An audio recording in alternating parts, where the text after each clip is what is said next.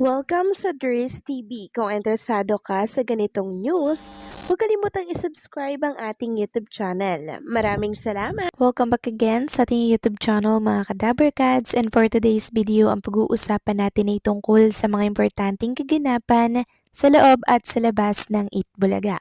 Muli na naman nga pong pinatunayan ni na Raisa May at Bimbi ang lakas po ng kanilang tambalan dahil yung in-upload po kahapon ng Itbulaga na video, pumalo na po agad ng 12 million. Marami nga po ang natuwa nang muling makita sina Bimbi Aquino at Raisa May Dizon na magkasama, at ayon sa mga kwento ng mga taong nakapaligid po sa kanila, hindi lang pala sa harap ng kamera masaya ang kanilang samahan, kahit off-cam.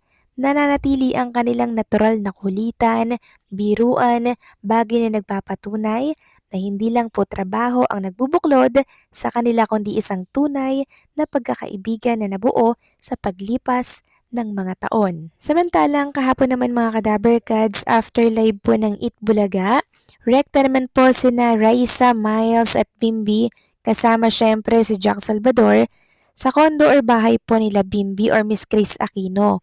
Balak po kasing bisitahin ni Raisa at Miles si Miss Chris Aquino. Kaso nga lang mga Kadaberkads, nalatngan po si Miss Chris Aquinong tulog dahil maulan nga daw po, kaya nagpapahinga at natutulog ang kanyang mommy.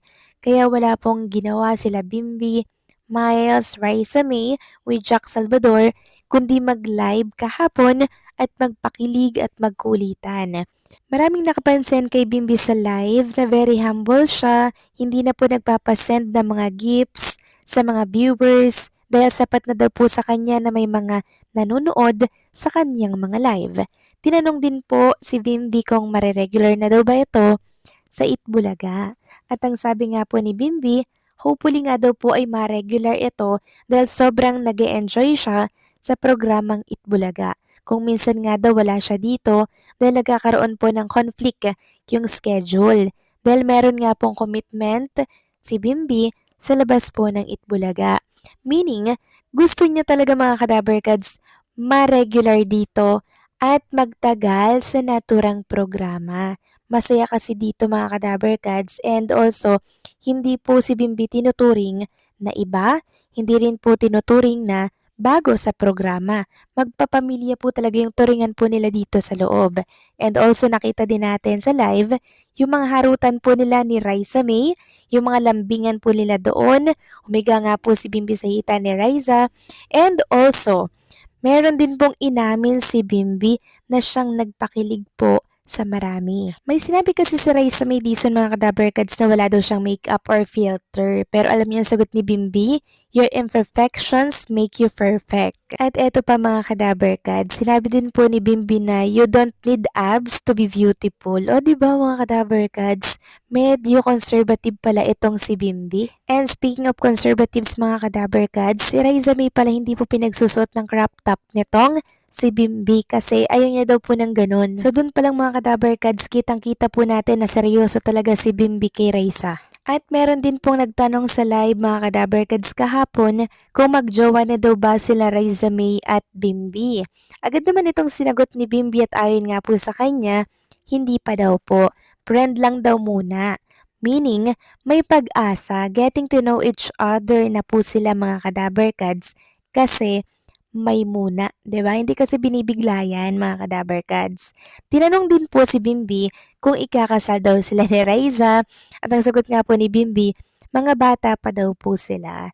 Sobrang enjoy talaga yung live nila kahapon, no?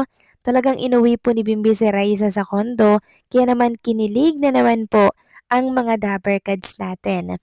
Binoking din nila na ngayong araw nga po, kakanta itong si Bimbi, magpapakilig dito po sa programang Itbulaga.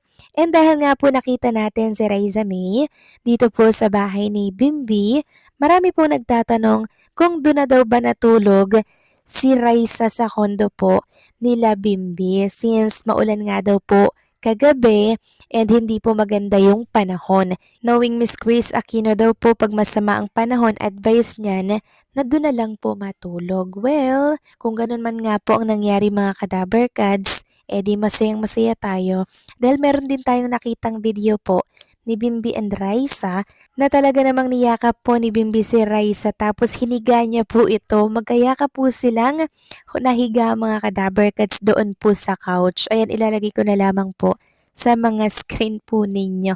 Grabing magpakilig talaga sila Bimbi and si Raisa May. Kaya maging yung handler po ni Bimbi mga kadaber cats, kilig na kilig din po. At eto nga po yung ilang picture na inilabas ni Jack Salvador sa kanyang social media account. Narito nga po yung picture na inilabas ni Jack Salvador mga kadaber cats. Makikita natin dyan, nakahiga po si Bimbi, may unan tapos nakapatong yung unan sa katawan po ni Raisa habang sila po ay abala na nanonood sa cellphone ni Raisa May Dizon. So hinawakan na po ni Bimbi yung cellphone ni Raisa, no? So may karapatan na mga kadaber cats. Binibigyan na po ng karapatan ni Raisa si Bimbi sa kanyang cellphone. Ayan po, hawak po ni Bimbi yung cellphone ni Raisa na color orange. At sa mga nagtatanong naman po kung bakit close na close agad si Jack Salvador kay Raisa May Dizon, bali na pag-alaman natin na ito pong si Jack Salvador, dati rin po pala itong handler ni Raisa May Dizon. Dati, siya po talaga yung humahawak kay Raisa. Tapos, lumipat po kay Bimbi. Kaya pala nakita natin, iba yung relationship, iba yung agad samahan po nila, iba yung closeness. Dahil pala, siya yung dating handler ni Raisa May nung time na nagsisimula pa lamang ito sa Itbulaga.